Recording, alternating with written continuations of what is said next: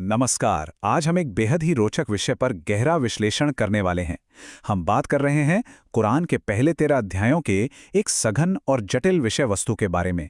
हमारा मकसद बहुत ही सीधा है, इस पूरे सोर्स मटेरियल को एकदम आसान और व्यवस्थित तरीके से समझना, ताकि इसका मूल संदेश बिल्कुल स्पष्ट हो जाए।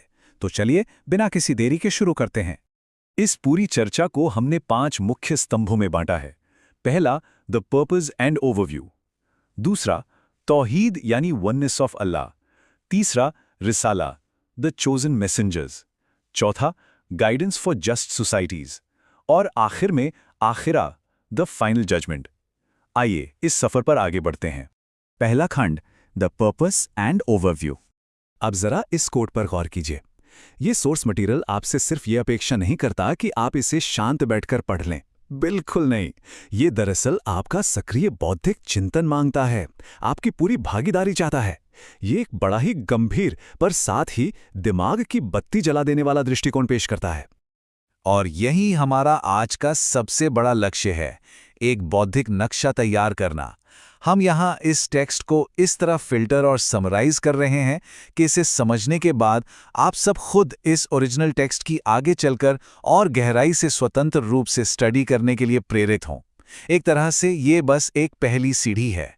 सच कहूं तो इस पूरे स्रोत को समझने के लिए इसकी हजारों आयतों को बहुत ही खूबसूरती से 3 आसान और बार बार आने वाली थीम्स में समेटा गया है। ये 3 स्तंभ हैं तौहीद, रिसाला और आखिरा। ये तीनों मिलकर प्रैक्टिकली इस पूरे विश्वास प्रणाली का एक मजबूत आधार सेट करते हैं। दूसरा खंड, तौहीद, वननेस ऑफ अल्लाह। बस इन 2 शब्दों पर ध्यान दीजिए, कुन फयाकुन, यानी हो जा और वो हो जाता है। सूरा अल अनाम के इन शब्दों का वजन महसूस कर रहे हैं आप? ये बताता है कि उस निर्माता के लिए इस पूरे विश्व की रचना करना कितना आसान था। स्रोत कहता है कि ये सृष्टि बिना किसी प्रयास के बन गई। ये उसकी शक्ति के विशाल दायरे को दर्शाता है। अब इस टेक्स्ट को पढ़ने का अपना एक खास ढांचा है। एक तरफ आती हैं मुख्तजाब, यानी वो नियम जो बिल्कुल स्पष्ट और सीधे हैं, और दूसरी तरफ हैं मुत्सहबियात, जिनके अर्थ थोड़े अस्पष्ट या गहरे हैं। सोर्स मटेरियल खुद कहता है कि इन्हें समझने के लिए एक सच्चे, समग्र दृष्टिकोण और गहरी विद्वानता की जरूरत होती है। तीसरा खंड, रिसाला, द चोजन मैसेंजर्स। अगर हम इतिहास की टाइमलाइन पर नजर डालें तो ये टेक्स्ट चुने हुए संदेशवाहकों के बारे में कुछ विशेष दावे करता है। जैसे एडम के दौर से पश्चाताप का वरदान मिला, इब्राहिम के समय पहले इबादत घर का निर्माण हुआ, मूसा ने फ़ेरो के अहंकार का सामना किया। और जीसस के दौर की बात करें तो स्रोत तय तौर पर कहता है कि जीसस पूरी तरह से एक मैसेंजर थे और एक ईश्वरवाद के प्रचारक थे। इस संदर्भ में उन्हें ईश्वरीय रूप नहीं माना गया है। ये स्टेटमेंट अपने आप में एक बेहतरीन सीख है। यूसुफ की कहानी के जरिए बहुत गहराई से बताया गया है कि किसी गलत चीज का ख्याल आना या लालसा रखना पाप नहीं है, पाप उस लालसा पर अमल करना है। उनका जो खूबसूरत सब्र था ना, वो सच में अपनी भावनाओं और आचरण को काबू में रखने का एक गजब का मनोवैज्ञानिक उदाहरण पेश करता है। चौथा खंड, गाइडेंस फॉर जस्ट सोसाइटीज। सूरा अल बकरा में एक बड़ा है मायने रखने वाला संकल्प है, द मिडल नेशन, जो संयम सिखाता है। ये 2 ध्रुवों को सख्ती से नकारता है।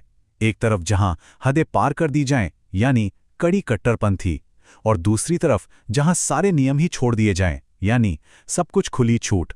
स्रोत एक ऐसे बीच के रास्ते पर जोर देता है जो पूरी तरह संतुलन पर आधारित हो। अब इन 10 नियमों को फटाफट देखते हैं जो सूरा अल अनाम में हैं। खुदा के साथ किसी को ना जोड़ें, माता पिता का आदर करें, गरीबी के डर से बच्चों की हत्या ना करें, अश्लीलता से दूर रहें, हत्या ना करें, अनाथों की संपत्ति की रक्षा करें, निष्पक्ष रहें, सही और सच बोलें, अपने वादे निभाएं और सीधे रास्ते पर चलें। देखा आपने कैसे जटिल नियमों को एकदम स्पष्ट नैतिक सूची में बदल दिया गया है। और मजेदार बात यह है कि नैतिकता के ये नियम युद्ध के मैदान में भी लागू होते हैं। बैटल ऑफ बदर के ऐतिहासिक संदर्भ में सूरा अल बकरा कहता है, केवल उससे लड़ो जो आक्रमण करे, अपने बचाव के लिए लड़ो, कब्जा करने के लिए नहीं, और कभी भी अपनी हदें पार ना करो, अति से बचो। बेसिकली युद्ध जैसी स्थिति को भी एक हद तक सभ्य बनाए रखने की कोशिश की गई है। सच्चा ईमान हमारी संस्कृति को चुनौती देना है। ये सुनने में थोड़ा चौंकाने वाला लगता है ना, पर ध्यान देने वाली बात यह है कि इस टेक्स्ट ने उस दौर में सदियों पुरानी प्रथाओं को हिलाकर रख दिया था। पारिवारिक कानून और उत्तराधिकार में एक क्रांति लाई, विशेष रूप से महिलाओं को आर्थिक अधिकार देकर, जो उस वक्त के सामाजिक नियमों के बिल्कुल खिलाफ था। 5वां और आखिरी खंड, आखिरा, द फाइनल जजमेंट। सूरे आला अराफ के हिसाब से आखिरत की 3 मंजिलें हैं। जन्ना और जहन्नुम तो लोग जानते हैं, पर एक तीसरी बड़ी रोचक स्थिति है अल अराफ, यानी द हाइट्स। ये उनके लिए है जिनके कर्म मिले जुले थे, अच्छे भी और बुरे भी। ये छोटी सी डिटेल दिखाती है कि ओरिजिनल टेक्स्ट व्यक्तिगत जवाबदेही पर कितना जोर देता है। हर एक इंसान अपने खुद के आचरण के लिए पूरी तरह उत्तरदायी है। आखिरत का ये अनंत कॉन्सेप्ट आज की हमारी जिंदगी से भी सीधा जुड़ता है। सोर्स मटेरियल का सबसे बड़ा वादा ये है कि असली खुशी अंदर से आती है। ईश्वर के स्मरण से ही दिलों को सुकून और शांति मिलती है। एक तरह से ये इस दुनिया में मनोवैज्ञानिक शांति पाने का एक मार्ग भी दिखाता है। तो अब हम अपने इस पूरे विश्लेषण को इस सीधे और ताकतवर सवाल के साथ समाप्त करेंगे, जो टेक्स्ट से ही लिया गया है।